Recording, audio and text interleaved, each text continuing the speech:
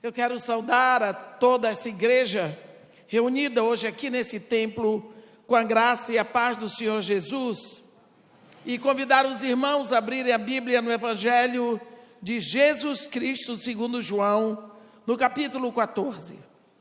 Evangelho de Jesus Cristo segundo João, capítulo 14, onde está escrito assim: não se turbe o vosso coração. Credes em Deus, crede também em mim. Na casa de meu pai há muitas moradas. Se assim não fora, eu vou-lo teria dito, pois vou preparar-vos lugar. E quando eu for e vos preparar lugar, voltarei e vos receberei para mim mesmo, para que onde eu estou, estejais vós também. E vós sabeis o caminho para onde eu vou. Amém. Quando Jesus falou esse trecho que nós acabamos de ler, ele falou para uma plateia de judeus, e todos entenderam perfeitamente o que Jesus Cristo queria dizer. Todo mundo entendeu que Jesus estava falando de casamento.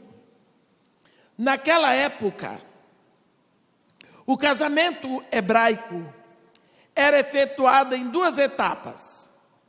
A primeira etapa, o noivo vinha na casa da noiva. O rapaz vinha na casa da moça para conversar com o pai dela, com a família. O preço já estava estabelecido do dote. E o rapaz pagava ali o preço, pagava o dote. E em seguida, ele assinava um documento de casamento. E a moça também assinava. Esse documento se chamava o ketubá. Era o compromisso de casamento. Nesse momento, estava estabelecido o compromisso dos dois. O preço estava pago. Então, agora, o rapaz não levava a moça com ele. Ele ia para a casa do pai dele. E na casa do pai dele, então ele ia receber o lugar que por herança seria dado a ele, para ele preparar o que eles chamavam do chupá, o lugar para que ele tivesse a sua família. Não se sabe quanto tempo isso ia demorar, mas o fato é que ele estaria preparando. Por outro lado, a moça que ficou com todo esse compromisso na casa do pai dela, assim que o noivo saía, ela tomava uma candeia e punha na janela da frente da casa, acesa aquela candeia, e ela mantinha um jarro de azeite constantemente cheio, para ir acrescentando na candeia, porque aquela candeia não podia apagar. Essa moça, na consciência de que agora ela tinha sido comprada, ela tinha assinado o compromisso de casamento, ela tinha que estar pronta todo o tempo, porque ela não sabia quando o noivo viria buscá-la. Ele também não avisava por dois motivos. Ele não sabia e ele já tinha pago. Ela tinha que estar pronta o tempo todo.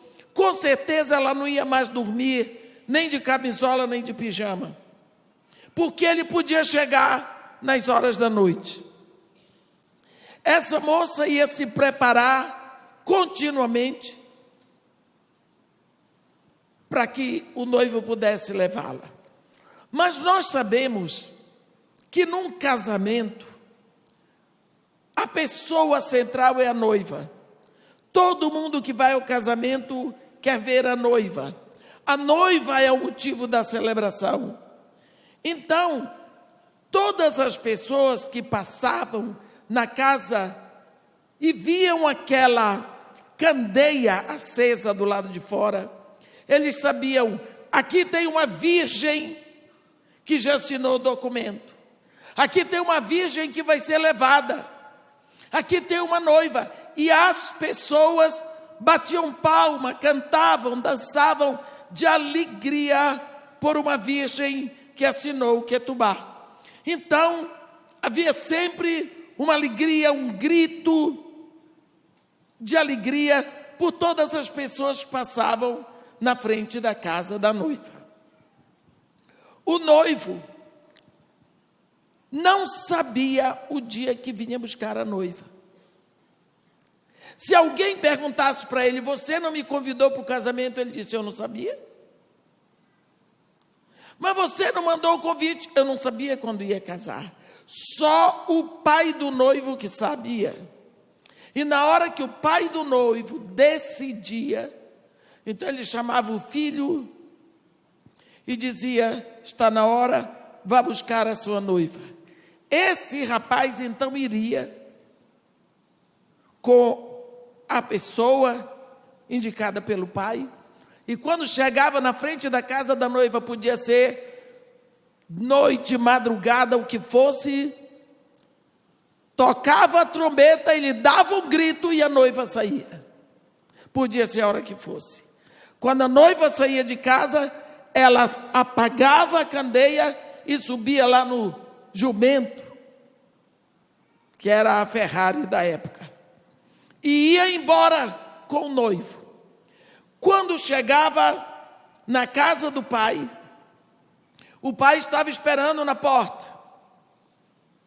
Então, o pai recebia a noiva, pegava a mão dela, colocava sob a mão do noivo, e pronto, foi feito o casamento. O noivo, então, a levava para o chupá que ele tinha preparado. Então, ela seria apresentada para todos os amigos e ia haver a segunda parte, que era a consumação do casamento, que nós chamamos as bodas. Pronto, estava realizado o casamento. Quando Jesus Cristo diz: não se turbe vossos corações, crede em Deus, crede também em mim. Na casa de meu pai há muitas moradas. Se assim não for, eu vou-lhe teria dito, pois eu irei e vos prepararei lugar. E quando eu tiver ido e preparado o lugar, voltarei e vos receberei para mim mesmo, para que onde eu estou, estejais vós também. Bem, ele estava falando de um casamento. Por quê? Quando Deus criou o universo, a Bíblia diz: os céus, Salmo 115, versículo 16, os céus são os céus do Senhor, mas a terra deu-a ele aos filhos dos homens. Deus escolheu no centro do universo um planeta, a Terra, porque ele tinha um propósito para esse planeta. E ele aqui cria uma raça na Terra. E ele manda o seu filho buscar uma noiva. E quando o Filho de Deus vem a esse planeta para buscar uma noiva, ele tem que vir pela porta da frente. E a porta da frente para entrar no planeta Terra é o nascimento físico. Então, Deus põe a sua palavra no ventre de uma mulher virgem, para que ali o filho dele tivesse um corpo terreno aqui. Então ele entra e ele fala disso. Ele diz para o pastor: chega, e o porteiro lhe abre a porta, mas o salteador, aquele que não é pastor, ele pula o muro, e nós sabemos que é o nosso adversário, que está na terra, mas não pode mostrar a cara porque não é homem, nunca nasceu e nunca nascerá de uma mulher. Pelo contrário, roubará um corpo para ser visto. Como no Éden, ele se travestiu de serpente, ele precisava de um corpo para ser visto. É o primeiro travesti da terra. Ele também, no final dos tempos, ele vai aproveitar o corpo de um grande líder para poder dominar o mundo, e esse será o anticristo. Ele sempre quis ter um corpo. Você vai ver perfeitamente aqui no livro de Judas. Judas fala sobre isso, quando ele diz, no versículo 9, contudo, o arcanjo Miguel, quando contendia com o diabo e disputava a respeito do corpo de Moisés, não se atreveu a proferir contra ele juízo infamatório. Pelo contrário, disse: o Senhor te repreenda. Assim que, quando Moisés subiu em Pisga, o Monte Nebo, e ali ele morreu, Satanás queria entrar no corpo de Moisés. Uma vez que o espírito de Moisés vai para Deus, Satanás queria o corpo. O que é que ele ia fazer? Ia descer, chegar na frente de Israel e dizer: vamos voltar para o Egito. Não é? Todo mundo pensaria que era Moisés que estava ali, mas era o diabo. Ele precisa de um corpo. Bem, o que nós queremos dizer com isso é que Jesus Cristo vem aqui para comprar uma noiva. E ele entra então na casa da noiva. E a casa da noiva é o planeta Terra. Porque que noiva é essa? Essa noiva de Jesus Cristo é uma comunidade santa, constituída de pessoas remidas pelo sangue de Jesus. E quando ele entra aqui, na casa da noiva, a primeira coisa é ele vai pagar um preço. Ele vai pagar o dote. Ele vai comprar a noiva, e isso ele fez muito claro lá no Calvário.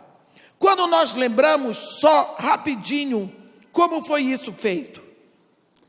Assim, quando Jesus acabou de revelar a ceia dentro da última Páscoa, ele desce dali com seus discípulos, atravessa o vale do Quidrom, e em vez de dobrar para a direita, que seria para o Monte das Oliveiras, ele foi para a esquerda, para um jardinzinho pequeno, para o Getsemane, onde ele gostava muito de ir com seus discípulos, e Judas sabia.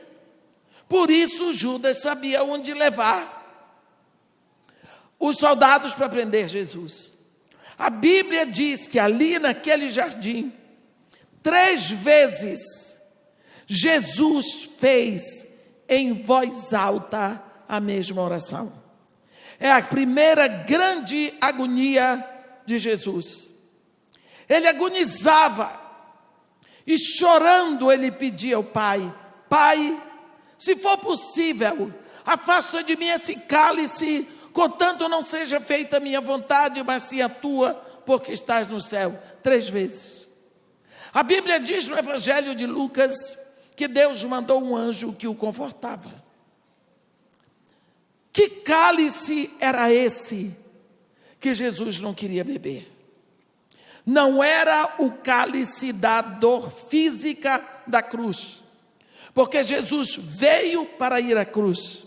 O escopo de Jesus, o objetivo, a missão de Jesus era a cruz, e ele queria ir. Nós lembramos que quando Pedro quis dissuadi-lo da cruz, ele disse: arreda Satanás. E mesmo quando Jesus ia subindo para Jerusalém, ele disse para seus discípulos: é necessário que o Filho do Homem ascenda a Jerusalém para sofrer muito na mão das autoridades, para ser preso, julgado, condenado, crucificado e morto. Então ele sabia. E ele veio para isso. E nada faria Jesus desistir da cruz. Que cálice era esse? Também não era o cálice da dor moral, da humilhação moral. Porque nós sabemos que todo crucificado e apedrejado ia sem roupa. Sem roupa. Jesus Cristo foi preso na quinta-feira à noite. De lá, eles foram maltratando o rapaz. Vai para a casa de Pilatos, vai para a casa de Caifás, vai para a casa de Pilatos, vai para Herodes e volta. E tudo isso sob pancadaria, empurrão, chute. Ele era um homem normal. Você acha que algum daquele brutamonte disse para ele: Ei, Nazareno, você não precisa ir ao banheiro? Não. Tudo era exposto. Tudo que fosse possível para a humilhação de Jesus Cristo, eles fariam. No outro dia de manhã, todo espancado, todo sujo, chamaram alguém para ajudá-lo. Chamaram alguém para ajudá-lo. Porque senão ele não chegaria vivo na cruz. Eles tinham medo. Então chamaram. Não era esse o cálice. Jesus foi à cruz exposto diante das mulheres que o seguiam, diante de seus discípulos, de sua mãe, diante de seus inimigos, exposto, pendurado entre os céus e a terra. Qual era o cálice a que Jesus se referia? Nós lembramos lá no início, quando a Bíblia diz assim em Gênesis: no princípio criou Deus os céus e a terra. A terra, porém, era sem forma e vazia. Havia trevas sobre a superfície do abismo e o Espírito de Deus pairava sobre a superfície das águas. E Deus disse: haja luz, e houve luz. E em seguida Deus diz: haja separação entre luz e trevas, e houve. Então nós vemos aqui Deus ordenar separação entre luz e trevas. As trevas se chama noite e a luz se chama dia. O profeta Isaías diz que Deus tem uma aliança com o dia e com a noite, de sorte que não faltará nem dia nem noite no seu devido tempo. Então luz e trevas nunca vão se misturar, porque é a ordem que saiu da boca de Deus. Quando Jesus está na cruz, chega o momento em que ele vai tomar todo o pecado da humanidade sobre si. Ora, a Bíblia diz em 1 de João 1,5: Deus é luz, nele não há treva alguma.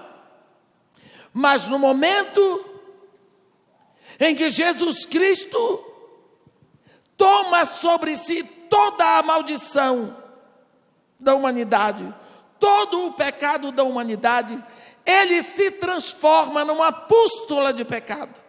Ali ele se transforma num assassino, num ladrão, num prostituto, em tudo que não presta. Todo o pecado da humanidade ele abraça, ele bebe o cálice da separação. Nessa hora, meus irmãos, Jesus Cristo é treva, no meu lugar, no seu lugar, mas o Pai é luz. E nessa hora, ele não pode ver o Pai. Nós sabemos que Jesus Cristo na cruz esteve o tempo todo diante do Pai. 7 vezes ele falou. Primeira vez que ele fala, quando está na cruz, ele diz: Pai, perdoa-lhes, eles não sabem o que fazem. E lá no final ele diz: Pai, nas tuas mãos entrego o meu espírito. O tempo todo diante do Pai, mas tem uma hora que ele não pode ver o Pai. Pelo primeiro momento em toda a eternidade, é a hora que ele grita: Eli, Eli, lama sabachthani. Deus meu, por que me abandonaste?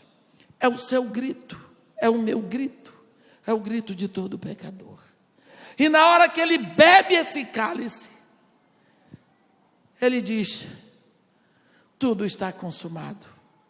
Pai, nas tuas mãos eu entrego o meu espírito, e morreu. Nessa hora que ele abraçou a minha maldição, o meu pecado, ele morre com o meu pecado, e ele leva o meu pecado para a sepultura. E quando ele ressuscita, a minha morte ficou lá. Então, isso aí era o cálice que ele não queria beber. Ficar separado do Pai por 1 minuto. Mas ele fez porque era o único preço exigido para que ele comprasse a sua noiva. A Bíblia diz que lá na cruz Jesus comprou os que procedem de todo o povo, raça, tribo e nação, e com eles fez um reino e sacerdotes para o seu Deus e Pai. Então, ali, pendurado entre os céus e a terra, ele pagou o preço. A Bíblia diz que ele rasgou o escrito de dívida que era contra nós, e ele humilhou o inferno, porque nunca passava na cabeça de Satanás que o amor de Deus por nós chegasse a tal ponto. Ele nos comprou, ele pagou o nosso preço, ele assinou o ketubá, ele assinou o documento de casamento. E todas as vezes que uma alma se rende a Jesus Cristo e diz a ele: Senhor Jesus, eu reconheço que tu me compraste com teu sangue lá na cruz, tu pagaste o meu preço, e por isso eu me rendo, eu me entrego a ti. Nessa hora, a pessoa está assinando a sua parte no ketubá, no documento. Porque a Bíblia diz: se com teu coração creres e com tua boca confessares Jesus, serás salvo. Por isso é necessário você crer e confessar a sua fé. Nessa hora você assina o ketubá. E Jesus ordena aos seus discípulos: ide por todas as nações e fazei discípulos, ensinando a eles o que eu vos tenho ensinado. Nós precisamos anunciar em todas as nações da terra, para que aqueles que são chamados possam se render a Jesus Cristo. Então essa noiva, essa comunidade santa, ela será levada de todas as nações da terra. Mas quando o noivo virá nos buscar, porque ele já veio na casa da noiva, que é o planeta Terra, ele já assinou o documento, ele já pagou o preço e ele já foi preparar o lugar. Quando ele vai voltar, eu não sei, ninguém sabe. Ele diz que nem ele sabe, como todo noivo, nem os anjos, só o Pai. Mas Paulo, o apóstolo Paulo, lá em Tessalonicenses, quando ele fala disso, ele fala com muita propriedade. E ele diz: no versículo 16 do capítulo 4 de 1 Tessalonicenses, ele diz, no versículo 14: pois se cremos que Jesus morreu e ressuscitou, assim também Deus, mediante Jesus, trará em sua companhia os que dormem. Ora, ainda vos declaramos, por palavra do Senhor, isto: nós, os vivos, os que ficarmos até a vinda do Senhor, de modo algum precederemos os que dormem. Porquanto o Senhor mesmo, dada a sua palavra de ordem, ouvida a voz do arcanjo, ressoada a trombeta de Deus, descerá dos céus, e os mortos em Cristo ressuscitarão primeiro. Depois nós, os vivos, os que ficarmos, seremos arrebatados juntamente com eles entre nuvens, para o encontro com o Senhor nos ares. E assim estaremos para sempre com o Senhor. Por quê? O noivo, quando vem buscar a noiva, ele não entra mais na casa da noiva, ele grita da rua e ela sai. Por isso, Jesus, quando vier buscar a sua noiva na terra, ele não entra na terra, ele não pisa na terra, ele chama dos ares. O arcanjo toca a trombeta e nós somos sugados para o encontro com ele nos ares. Esta noiva, como a Bíblia chama, é uma comunidade santa dos remidos pelo sangue de Jesus. Uma das coisas mais lindas que nós podemos ver hoje, nesse momento que nós estamos vivendo, é como nós temos certeza que a qualquer momento ouviremos o som da trombeta. Nós vemos que todas as coisas estão prontas. Quando lemos o sermão profético de Jesus, em Mateus 24, tudo está pronto. Quando lemos Daniel, que Daniel diz assim, que Deus me disse, sela o livro, fecha o livro e sela. Daniel, eu quero ver.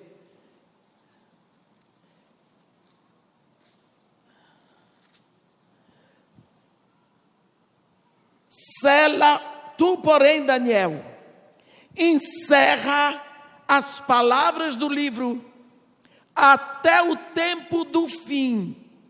Muitos esquadrinharão e o saber se multiplicará. Meus irmãos, nunca houve um progresso científico tão rápido, tão volumoso, tão tremendo como nós estamos vivendo hoje. Ainda agora mesmo o irmão mostrou aqui um pendrive desse tamaninho. Ele disse que ali tem 5.000 músicas, um pendrive desse tamaninho. Hoje, de dentro de casa, você com o dedo, você agiliza o mundo para dentro da sua casa. Em 5 horas, você vai de New York a Paris. O progresso científico, ninguém consegue mais dominá-lo. Ninguém pode mais saber tudo. Quando você lê no site da NASA, em 2013, em fevereiro de 2013, a NASA disse que um satélite da NASA, chamado Grace, que só pesquisa água doce, descobriu que o Eufrates já estava quase metade seco. Por que isso é importante? Porque na Bíblia está escrito que o Eufrates vai secar.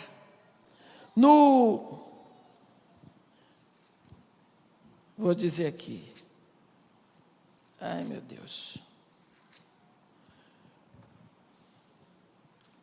No capítulo 16 de Apocalipse, versículo 12, a Bíblia diz assim: derramou o sexto anjo sua taça sobre o grande rio Eufrates, cujas águas secaram, para que se preparasse o caminho dos reis que vem do lado do nascente do sol. Se em 2013 o Eufrates já estava quase 40% e 5% seco, e lá no profeta Isaías, o profeta diz que o Eufrates vai ser dividido em 7 canais. Quer dizer, eu creio que é capítulo 11, eu nunca sei se o capítulo é 11 ou capítulo 15, mas eu acho que é capítulo 11, versículo 5. Versículo 15. O Senhor destruirá totalmente o braço do mar do Egito, e com a força do seu vento moverá a mão contra o Eufrates, e ferindo-o, dividi-lo-á em 7 canais, de sorte que qualquer um atravessará de sandálias. Então, está tudo preparado. Quando você olha para o Oriente Médio, você vê que tudo está voltando para o Iraque. Eu morei no Iraque, morei na terra de Abraão, extremo sul do Iraque, fronteira com o Kuwait. 5 minutos do paraíso terrestre, 10 minutos do Zigurá de Ur, onde está a cítara de Abraão. Eu quero dizer para vocês, Deus fez o homem tomando o barco da terra do Iraque. Tudo começou ali. Tudo se volta para o Iraque agora. No Iraque é fundado um país, uma naçãozinha só para matar cristãos.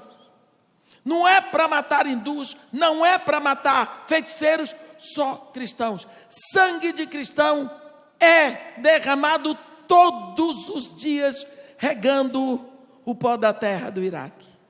Mas não é só no Iraque. No Egito, no Paquistão, tudo por aí se mata crente. Na Síria, na Jordânia. Por que isso é importante? Por causa do 5º selo, que está escrito em Apocalipse. Em Apocalipse, no capítulo 6 de Apocalipse, quando o Cordeiro começa a abrir os selos, no 5º selo, está escrito: quando abriu o 5º selo, vi, debaixo do altar, as almas daqueles que tinham sido mortos por causa da palavra de Deus e por causa do testemunho que sustentavam, mártires. Clamaram em grande voz, dizendo: até quando, ó soberano Senhor santo e verdadeiro, não julgas nem vingas o nosso sangue dos que habitam sobre a terra?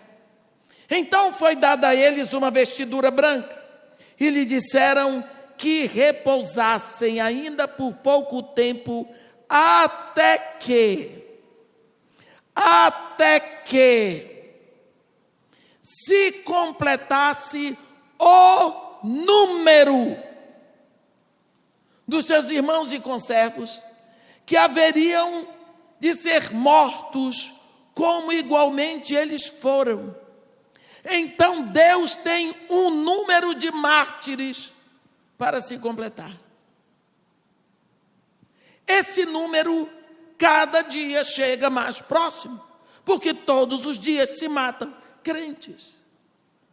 Isso é um dos pequenos sinais de que o noivo está às portas. Talvez nós não estejamos dando a devida importância a esse caso. A Bíblia diz, no livro de Hebreus, que Jesus Cristo vai aparecer sim, para aqueles que o aguardam. Assim também Cristo, tendo se oferecido uma vez para sempre para tirar os pecados do mundo, aparecerá segunda vez aos que o aguardam. só os que o aguardam. Quando você aguarda uma pessoa, você está esperando por ela, atento. Convida uma pessoa para almoçar e você não fica esperando? Você não fica com a mesa posta, a comida pronta, esperando a pessoa chegar? Isso é aguardar. Pense no seu coração, você realmente está aguardando o noivo? Quando nós lemos Apocalipse, que é a carta endereçada à noiva, uma carta que não é qualquer coisa. Apocalipse está escrito no primeiro capítulo, no primeiro versículo, revelação de Jesus Cristo, que Deus deu a João para João mandar para nós. Tem gente que diz assim: eu vou ler Apocalipse para ver quem vai e quem fica no arrebatamento. Não comece a ler, porque Apocalipse não é revelação do arrebatamento. Eu quero ver quem é o anticristo. Não vá, porque Apocalipse não é a revelação do anticristo. Apocalipse é a revelação de Jesus Cristo. O Filho passou o seu tempo aqui na terra revelando o Pai. Agora, quando ele sobe, o Pai revela o Filho para João mandar para nós. Tudo realizado pelo anjo de Jesus Cristo, que lá no capítulo 22, lá no final, ele diz: eu, Jesus, enviei o meu anjo para vos testificar todas essas coisas. Pronto. Esse João, quando é chamado, depois que ele escreve as cartas, ele diz: vi uma porta aberta no céu, e a voz que falava comigo de novo, dizendo: vem, sobe aqui, vem, que eu vou te mostrar as coisas que em breve vão acontecer. E João é sugado da terra, e quando chega no céu, ele se encontra na sala do trono. Então ele começa a descrever a sala do trono, no capítulo 4. Capítulo 5, ele se prende ao livrinho que está na mão do Deus eterno entronizado. Capítulo 6, o cordeiro já tomou o livrinho, o cordeiro vai começar a abrir os selos. E vai de capítulo em capítulo. No 7º selo vem as 7 trombetas. Na 7ª trombeta começam as 7 taças. É sempre o 7 dentro do 7. E João começa a ficar agoniado, sabe por quê? Porque em canto nenhum ele ouve falar do casamento, das bodas da noiva. E ele sabe que Jesus veio à terra para comprar uma noiva. Então o coração de João começa a se agitar.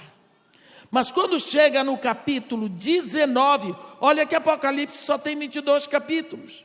Faltam apenas 3 capítulos. Já vai acabar a revelação e a noiva e as bodas. Eu quero lhe mostrar, meu irmão, como é importante essa noiva, essa igreja. O capítulo 19 vai ser aberto para introduzir o assunto da noiva. E só porque vem o assunto da noiva, esse capítulo começa com 4 aleluias. Você não vai encontrar isso de novo em todos os 66 livros da Bíblia. O primeiro aleluia vem no capítulo 1. Aleluia! A salvação e a glória e o poder são do nosso Deus. Segundo aleluia vem no capítulo 3. A Bíblia diz: segunda vez disseram aleluia. Terceira vez, os 24 anciãos e os 4 seres viventes prostraram-se e adoraram a Deus, que se acha sentado no trono, dizendo amém, aleluia. Agora, vem o quarto aleluia, gritado pela igreja. Eu quero que você imagine a sua voz lá. Quando aqui em Apocalipse fala de muitas águas, fala de muitos povos. Você se lembra que no capítulo 13, tem a besta que sai do mar e a outra besta que sai da terra? Quando fala do mar, não é do oceano, meu irmão.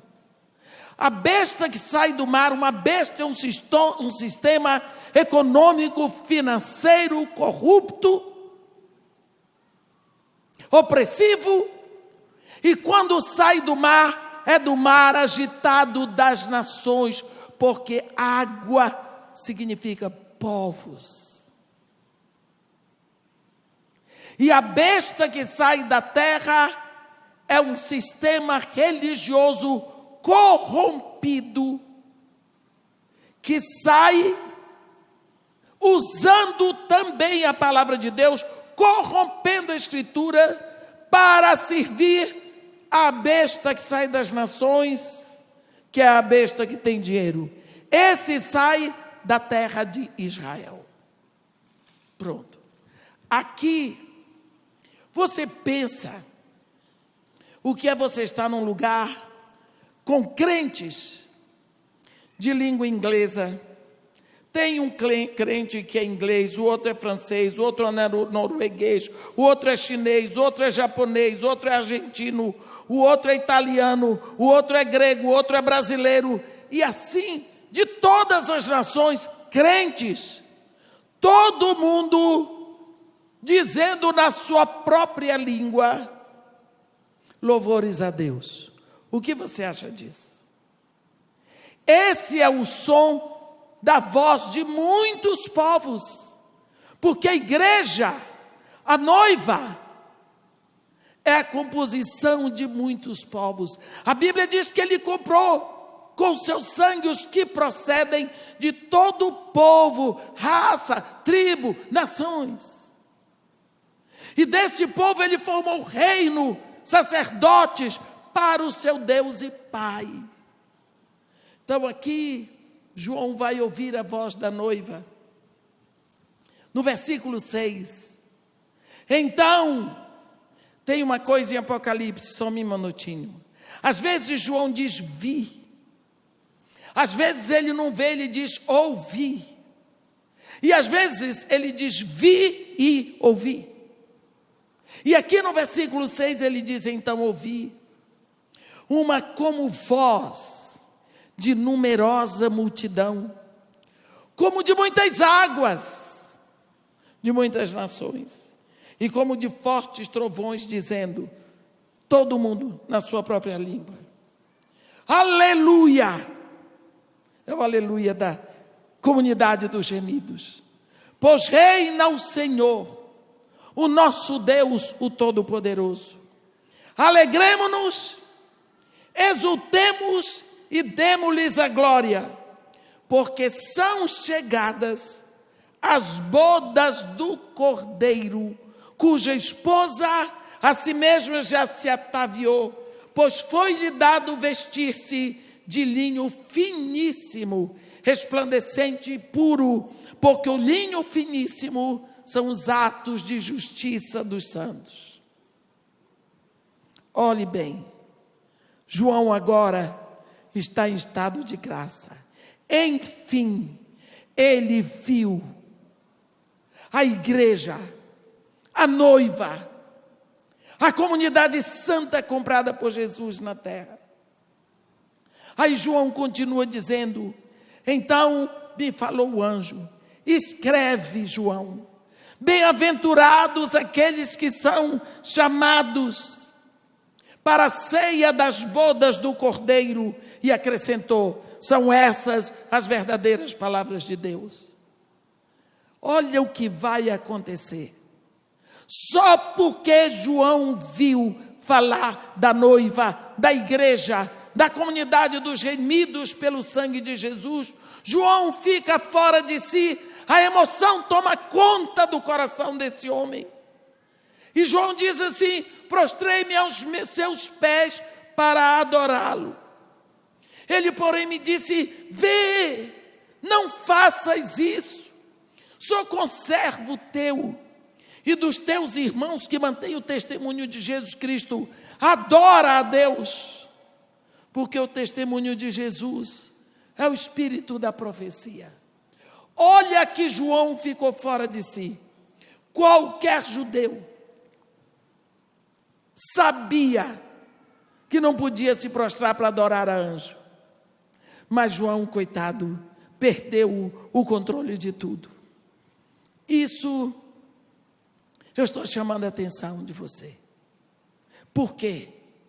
Porque nós estamos vivendo os tempos finais. Não se sabe o dia, a hora, o ano em que Jesus vem, não se sabe.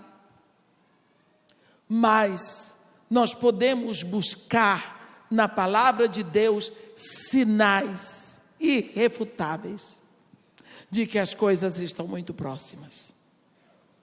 Como está a nossa vida? Será que nós estamos verdadeiramente incumbidos como noiva de manter o nosso compromisso com Jesus?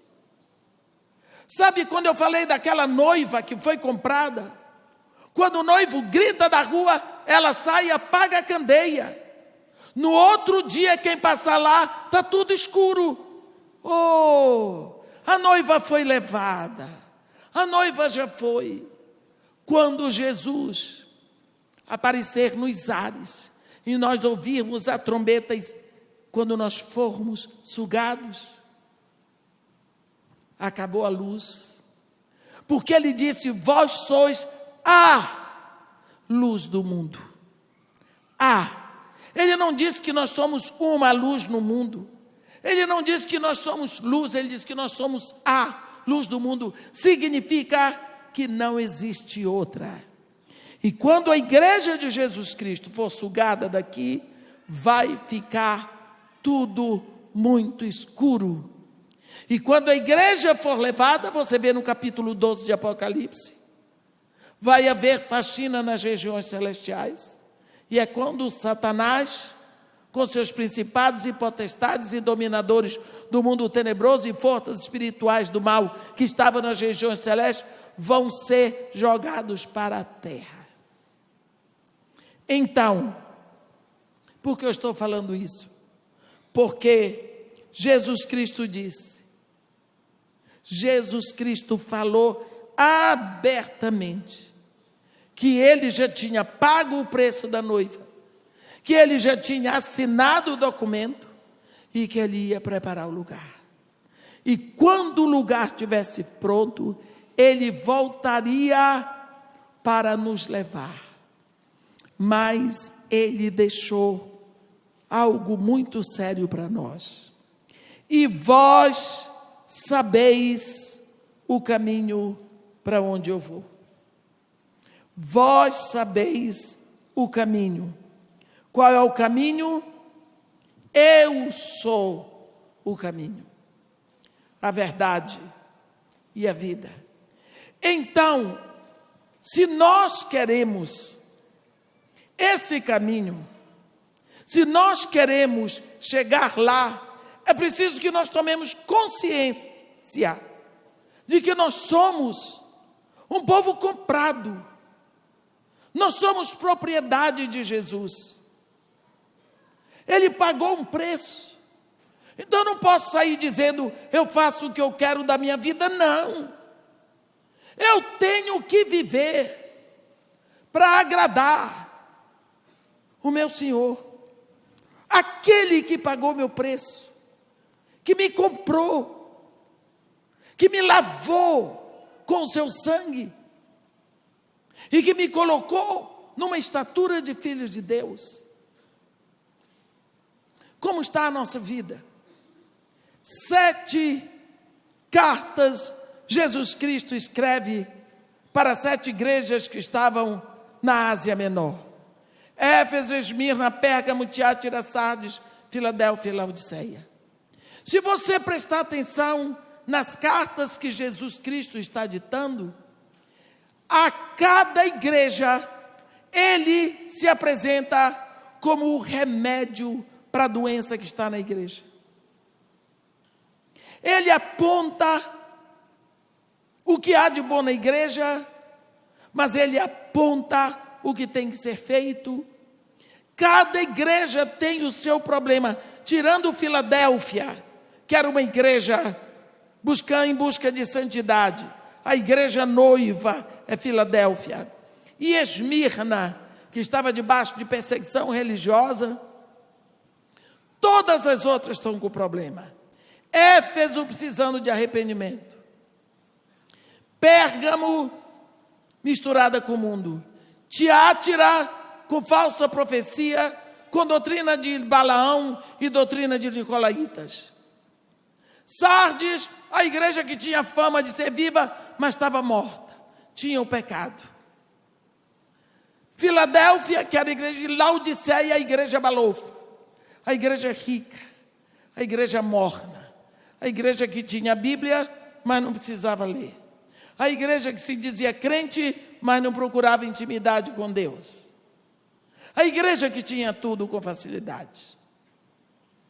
A igreja que via a necessidade de pregar a palavra de Deus, mas preferia investir o dinheiro dentro da igreja, com o equipamento mais rico, com os assentos mais fofinhos para os crentes, com um chão, um piso mais bonito do melhor porcelanato, e assim por diante é o que nós vemos hoje. Essa é a era de Laodiceia. Cada igreja tinha o seu problema. Mas lá no final, você vê a mesma admoestação para todas as 7. Quem tem ouvidos, ouça o que o Espírito diz às igrejas. O que é que o Espírito está dizendo para a igreja hoje? É o que ele estava dizendo lá, no primeiro século. Você está ouvindo? Você está querendo ouvir? Não sei. Quando Deus tira Israel do Egito, a primeira palavra que Deus diz para Israel é: ouve. Ouve, ó Israel. Sou eu, o Senhor teu Deus, que te tirou da terra do Egito, da casa da escravidão. Não terás outros deuses diante de mim. Quando Deus chama os seus homens, Ele os leva para o deserto, para aprenderem a ouvir a sua voz. Jesus Cristo diz: as minhas ovelhas ouvem a minha voz, eu as chamo e elas me seguem. Está ouvindo? Para ouvir a voz do Espírito, precisa ter ouvidos espirituais. E para ter ouvido espiritual, basta ter nascido no Espírito. Se rendeu a Jesus Cristo, tem um novo nascimento e começa a ouvir. Será que nós temos tido tempo, desejo, interesse de ouvir a voz do Senhor? Será essa voz que chama o morto apodrecido de 4 dias, e o morto sai com o rosto coberto, mãos atadas, pés atados? Hoje de manhã estava falando disso. O grande milagre de Lázaro não foi apenas a ressurreição, foi que ele saiu. E Jesus não disse: Lázaro, ressuscita. Ele disse: Lázaro, sai, vem para fora. E Lázaro veio, rosto coberto, mãos atadas, pés atadas. Como ele se moveu? Mas ele saiu pela direção da voz que ele ouviu. E quando estava fora, Jesus simplesmente disse: desatai-o e deixai-o ir. Essa voz que fala para o temporal: para, o vento para, e para a onda: sossega, e a onda sossegou. Essa voz que diz para o surdo: efatá, abre-te, e o surdo começa a ver. Essa voz que fala para os ossos secos: ossos secos, ouvi a palavra de Deus, e os ossos secos ouvem. Essa voz que transporta montanhas, essa voz que faz tremer o deserto de Cádiz, que faz da cria as corças, essa voz, você está ouvindo? Quantas coisas estão no seu coração que você não consegue mudar? Quantos desejos estão aí que você não consegue realizar? Quantos sonhos? E por que é que você não sai do lugar? Será que não precisa uma voz para lhe chamar de onde você está?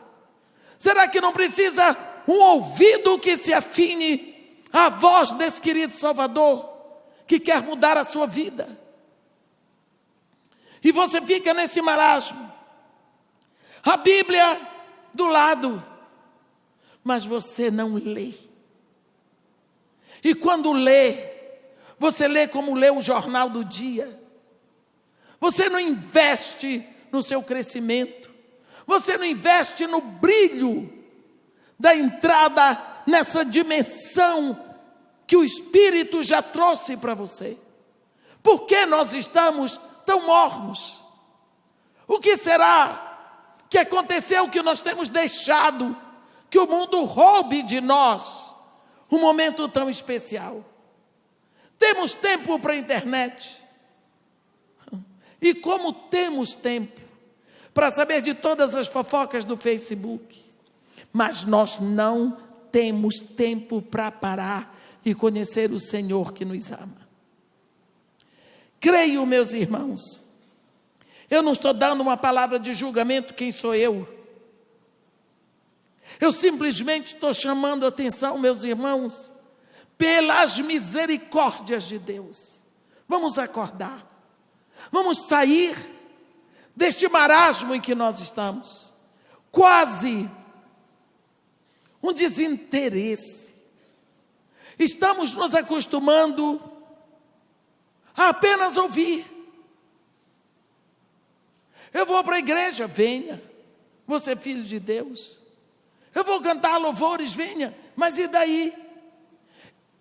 Faz o seguinte, você só vai comer no dia que você vem na igreja. O resto do tempo não coma e não beba. E você vai ver o que vai acontecer com você. Porque você não tem tempo para se alimentar em casa, mas você tem tempo para as outras coisas. A Bíblia diz: busca primeiro o reino de Deus e a sua justiça, e todas as outras coisas serão acrescentadas a você. Ora, quando Jesus Cristo diz isso, Ele está dizendo que o reino de Deus deve ser a sua prioridade. Você diz, mas eu não tenho tempo. O dia que o reino de Deus for importante, você vai encontrar tempo. Cuidado, cuidado. A Bíblia diz, irmãos, tende cuidado, não recuseis o que fala. Tende cuidado. Nós vemos no capítulo 12 de Hebreus. Tende cuidado, não recuseis ao que fala, pois se não escaparam aqueles que recusaram ouvir quem divinamente os advertia sobre a terra, muito menos nós, os que nos desviamos daquele que dos céus nos adverte. Será que nós não podemos pensar que a nossa vida não está à altura de onde nós devíamos estar? A nossa vida não está à altura do nosso chamado? Nós somos chamados para sermos filhos de Deus. Vós, porém, sois nação santa, sacerdócio real, povo de propriedade exclusiva de Deus, a fim de proclamarmos as virtudes daquele que vos chamou das trevas para a sua maravilhosa luz. Deus quer ser expresso ao mundo pela nossa atitude, pela nossa vida. Você precisa saber que existem pessoas cuja única Bíblia que vão ler é a sua vida, é a sua atitude. Nós somos os cristãos, os filhos de Deus, nós somos a comunidade santa de Deus na terra. Nós somos a comunidade dos remidos, comprados pelo sangue do Filho de Deus. Nós somos a igreja, a noiva, esperando pelo seu noivo, que a qualquer momento pode nos buscar. Amém? Que Deus nos abençoe e nos guarde, que faça resplandecer o seu rosto sobre nós e tenha misericórdia de todos nós. Participe dos nossos cultos, domingo às 10 horas, às 18 horas e 20 horas. Quinta-feira, às 20 horas, na Avenida Sacadura Cabral, 1354, entre as ruas 32 e 34, no bairro Aeroporto. Nosso telefone, 17 3323 4766. Acesse www.segundaipb.com.br. Deus abençoe.